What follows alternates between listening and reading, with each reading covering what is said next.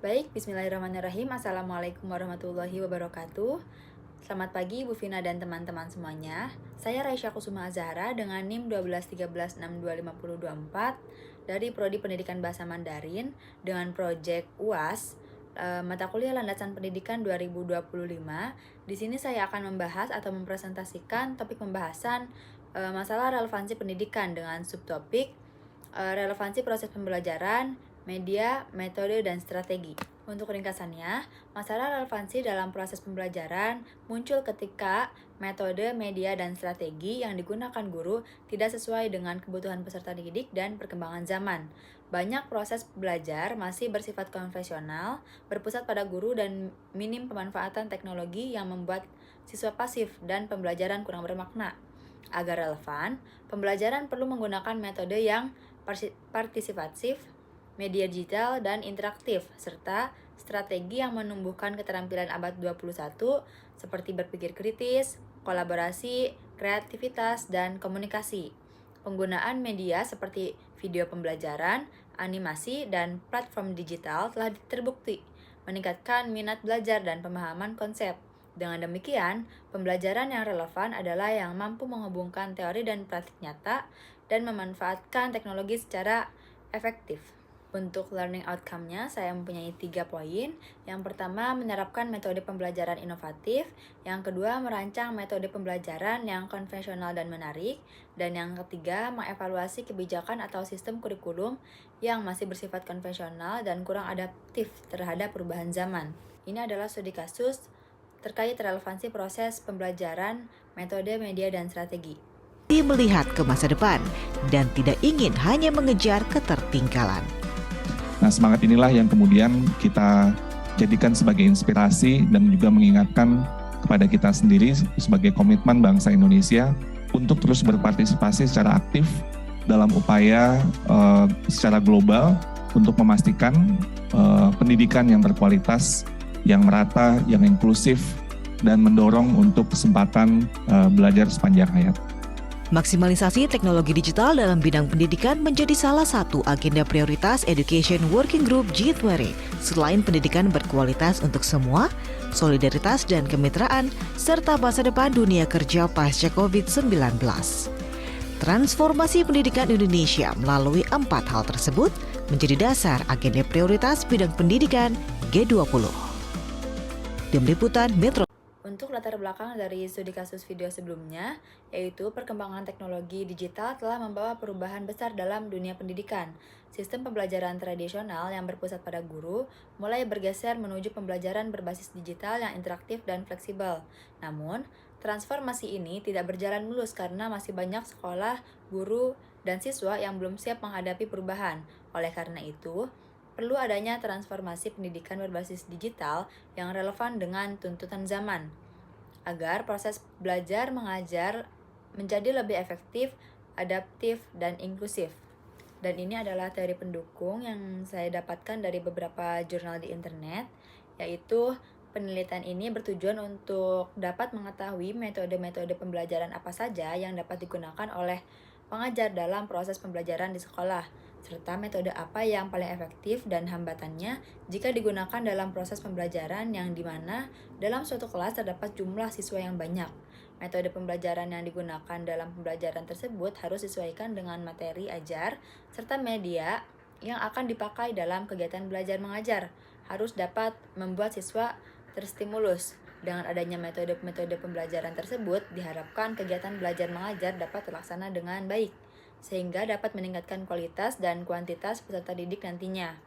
Metode pembelajaran yang efektif tersebut dapat mempermudah terlaksananya proses belajar mengajar dan mempermudah peserta didik dalam menyerap materi yang disampaikan oleh pengajar. Untuk teori pendukung kedua, yaitu tugas utama guru adalah membelajarkan siswa, yaitu mengkondisikan siswa agar belajar aktif, sehingga potensi dirinya kognitif, afektif, dan konatif dapat berkembang dengan maksimal.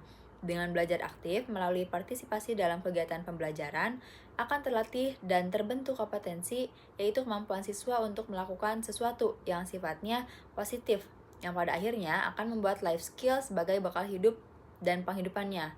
Agar hal tersebut di atas dapat terwujud, guru seyogianya mengetahui bagaimana cara siswa belajar dan menguasai berbagai cara membelajarkan siswa. Model belajar akan membahas bagaimana cara siswa belajar, sedangkan model pembelajaran akan membahas tentang bagaimana cara membelajarkan siswa dengan berbagai variasinya, sehingga terhindar dari rasa bosan dan terciptanya suasana belajar yang nyaman dan menyenangkan.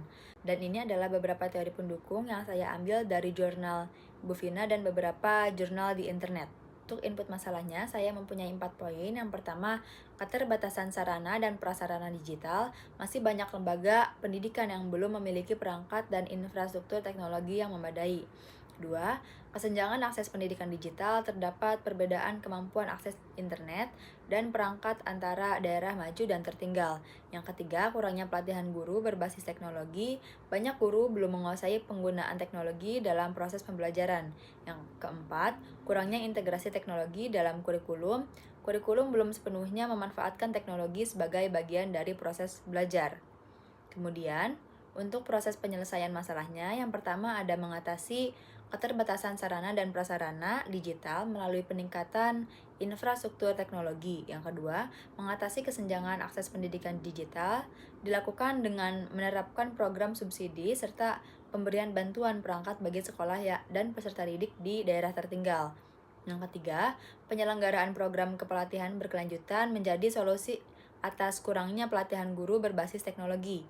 Yang keempat, kurangnya integrasi teknologi dalam kurikulum mendorong munculnya program pengembangan kurikulum berbasis digital sebagai solusi pembelajaran masa kini.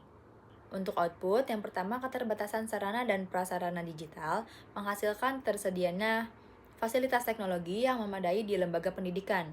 Yang kedua, kesenjangan akses pendidikan digital menghasilkan pemerataan akses internet dan perangkat belajar digital. Yang ketiga, kurangnya pelatihan guru berbasis teknologi menghasilkan peningkatan kemampuan guru dalam memanfaatkan teknologi. Yang keempat, kurangnya integrasi teknologi dalam kurikulum menghasilkan kurikulum yang terintegrasi dengan penggunaan teknologi digital. Feedbacknya yang pertama, peningkatan sarana dan prasarana digital menunjukkan kemajuan dalam mendukung pembelajaran berbasis teknologi. Yang kedua, pemerataan akses pendidikan digital memberi peluang belajar yang lebih setara bagi seluruh peserta didik. Yang ketiga, pelatihan guru berbasis teknologi meningkatkan kualitas dan inovasi dalam proses pembelajaran. Yang keempat, integrasi teknologi dalam kurikulum membuat pembelajaran lebih relevan dengan perkembangan zaman. Kesimpulannya, masalah relevansi pembelajaran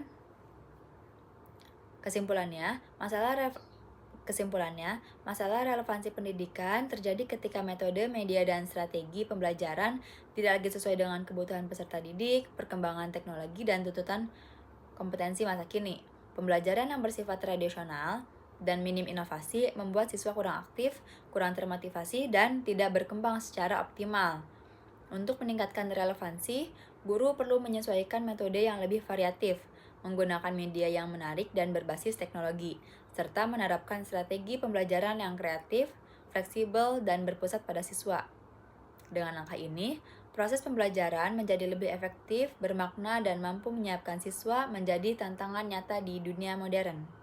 Dan ini ada beberapa daftar pustaka yang telah saya ambil dari beberapa internet dan juga jurnal Ibu Vina.